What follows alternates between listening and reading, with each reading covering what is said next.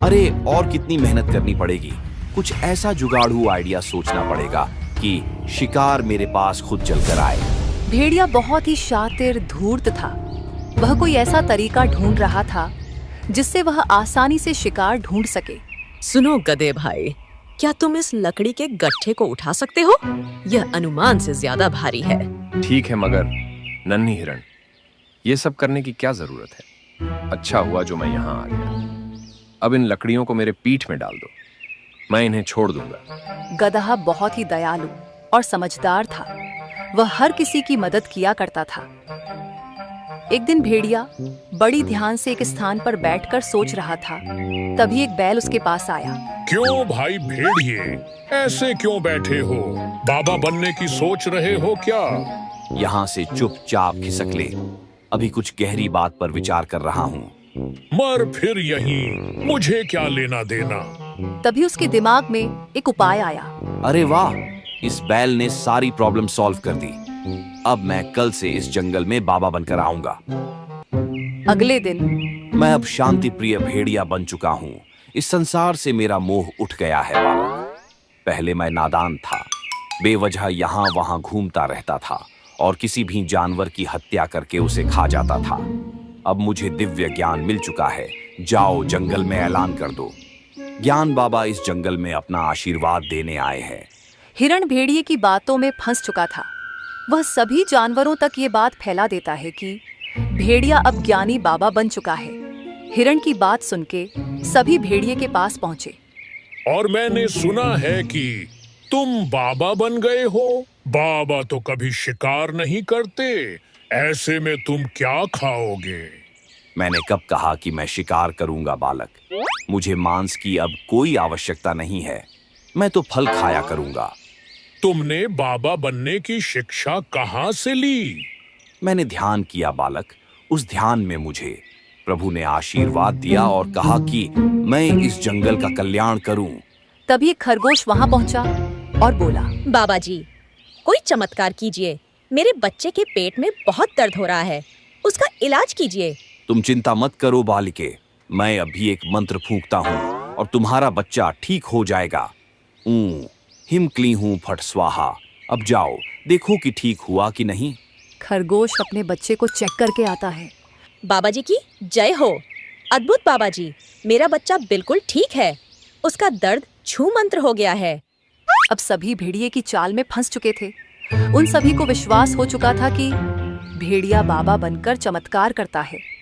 अब भेड़िए की रोज सेवा होने लगी। तरह तरह के भोजन पकवान लाए जाने लगे। भेड़िए का दिन अच्छे से कटने लगा। मगर एक दिन रोज खाने के लिए मिलता तो जरूर है, मगर आखिर ठहरा मैं मांसाहारी जानवर, ये घास फूस कब तक खाऊंगा? वहीं दूसरी तरफ गदहा कुछ सोच रहा था। ये चमत्कार है या आंखों का धोखा? कुछ समझ नहीं आ रहा है।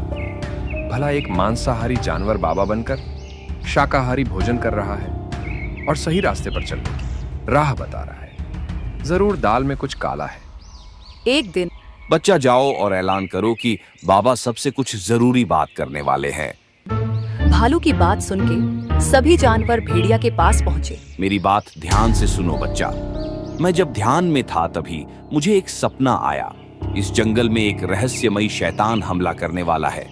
आप सभी चौकन्ना रहिए, मैं इसका निवारण ढूंढने की कोशिश करता हूँ। सभी जानवर सतर्क हो गए थे, मगर कोई न कोई जानवर एक हफ्ते बाद गायब होने लगे थे। इन सभी घटनाओं से गदहा कुछ सोचने लगा। भेड़िए के कहने के बाद से ही ये सभी घटनाएं घट रही हैं। क्या सच में उसने यह सब देखा है या फिर कहीं उसी की चाल तो नहीं है? आज रात को जंगल में पहरा देना होगा। रात की चांदनी अब धीरे धीरे गायब होने लगी थी। जंगल खामोशी के आगोश में शमा चुका था। गधा एक पेड़ के पीछे दुबका हुआ था। तभी उसे किसी के आने की आवाज सुनाई दी। गौर से देखने के बाद उसे मालूम हुआ कि यह तो भेड़िया है। अच्छा जी, दिन में बाबा और रात में शैतान। पीछा करना पड़ेगा। आखिर ये करता क्या है? अरे खरगोश, यहाँ क्या कर रहे हो? तुम्हें मालूम नहीं क्या आसपास शैतान घूम रहा है?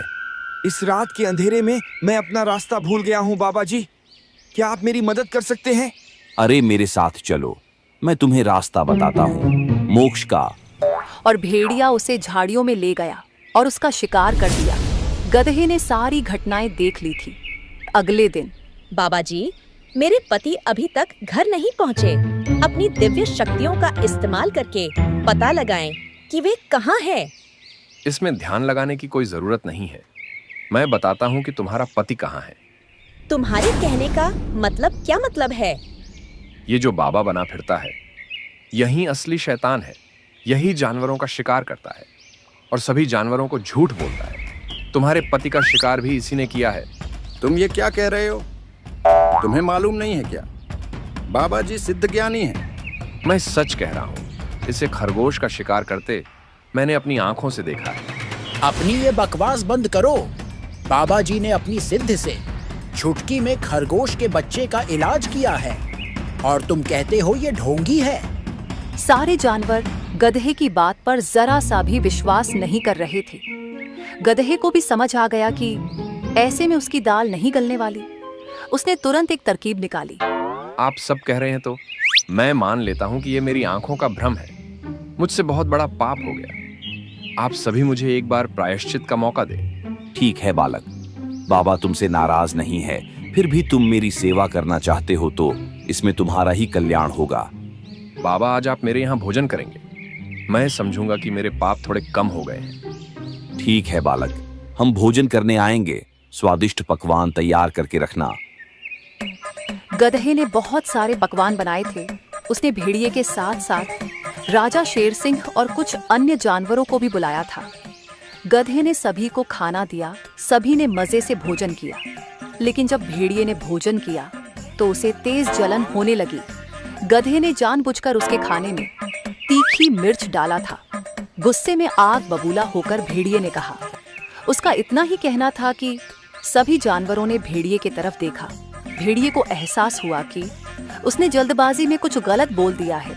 तभी उसने बात को काटते हुए कहा, अरे बालक गधे, तुमने मिर्च ज्यादा डाल दी है। थोड़ा ध्यान रखा करो। बाकी जानवर तो कुछ समझे नहीं, मगर शेर सिंह को भेड़िए के इस बर्ताव पर कुछ शक होने लगा। सभी ने खाना खाया और चले गए। सबके जाने के बाद गधे के पास शेर आया और उनके बीच कुछ बातचीत हुई। अगले दिन ये गधा अपने आप को बहुत होशियार समझता है। उसे मेरी किसी भी बात पर विश्वास नहीं होता। उसे रास्ते से हटाना ही होगा, वरना वो मेरा खेल बिगाड़ देगा। एक दिन भेड़िए ने गधे को हिरण से बात करते सुना। क्या हुआ हिरण भाई, परेशान नजर आ रहे हो? गधे भाई, मेरे इलाके की घास सूख चुकी है। मुझे नए चारे की आवश्यकता है। बस इतनी सी बात। पहाड़ी के दूसरी तरफ एक जगह है, वहां हरी हरी घास उगी है। वहां जाओ। ऐसे भी उधर कोई ज्यादा जाता भी नहीं है। तुम्हें कोई परेशान भी नहीं करेगा। भेड़िए के खुरापाती दिमाग में एक उपाय आया। अरे वाह, जब ये हिरण वहां पहुंचेगा, मैं पीछे से इतना जोरदार हमला करूंगा और इसे घायल करके भाग जाऊंगा। और जब ये यहाँ आकर अपना दुखड़ा रोएगा, तब मैं सारा इल्जाम इस गधे के ऊपर डाल दूंगा। बोलूंगा कि गधा ही असली शैतान है जो भेष बदलकर जंगल में रहता है। हिरण हरी हरी घास देखकर बहुत कुछ हो रहा था। उसे मालूम नहीं था कि भेड़िए उसके ऊपर नजर टिकाए बैठा है। अरे वाह, गधे ने सही कहा था। यहाँ तो सच में नई नई घास है। हिरण घास खाने में मग्न हो गया। मौका पाकर भेड़िए ने हिरण पर हमला कर दिया, मगर भेड़िया कुछ और कर पाता। उसके पहले शेर सिंह, गधा और कुछ जानवर वहां आ पहुंचे। रुक जा ढोंगी, तुम्हारा खेल खत्म हुआ। छोड़ दे उसे। महाराज, आप यहाँ कैसे? आप जो समझ रहे हैं वह सब गलत है। मैं तो बस हिरण की सुरक्षा के लिए यहाँ मौजूद हूँ। अच्छा, उसकी सुरक्षा के लिए या उसे अपना निवाला बनाने के लिए? अच्छा, तुम सबको मेरे खिलाफ भड़का रहे हो गधे, ताकि तुम मेरी जगह ले सको। अरे चुप हो जा ढोंगी। और कितने झूठ बोलेगा। मीठी मीठी बातें कर सभी जानवरों को भ्रम में रखा और सबका शिकार करता रहा और इल्जाम उस शैतान पर डालता रहा जो दिखाई भी नहीं देता। भेड़िया बुरी तरह घबरा गया था। उसकी पोल खुलते देखकर उसने गिड़गिड़ाते हुए कहा, महाराज, मुझे माफ करे। तुम्हारी माफी नहीं सजा होगी। वो तो अच्छा हुआ कि गधे ने खाने पर बुलाया और तीखी मिर्च तुम्हारे खाने में डालकर तुम्हारा मुंह खुलवाने की कोशिश की। उसी समय मुझे तुम पर शक हुआ और मैंने गधे और हिरण के साथ मिलकर ये योजना बनाई। सैनिकों, इस भेड़िए को काल कोठरी में डाल दो। रुकिए महाराज, मुझे एक बात जाननी है कि इसने खरगोश के बच्चे का इलाज बैठ बैठे कैसे किया? मैंने खरगोश के बच्चे को एक जड़ी बूटी खिलाई थी जिससे पेट में गैस बनती है और थोड़ी देर तक दर्द होता है, मगर बाद में दर्द अपने आप कम हो जाता है। खरगोश जब आई तब दर्द था और जब तक वह दोबारा चेक करने पहुंची तब तक दर्द कम हो चुका था। गधे की योजना से भेड़िए की सच्चाई सामने आ गई थी। सभी जानवरों ने गधे से माफी मांगी और कसम खाई कि बिना जांच पड़ताल करे कभी भी किसी की मीठी बातों में नहीं आएंगे।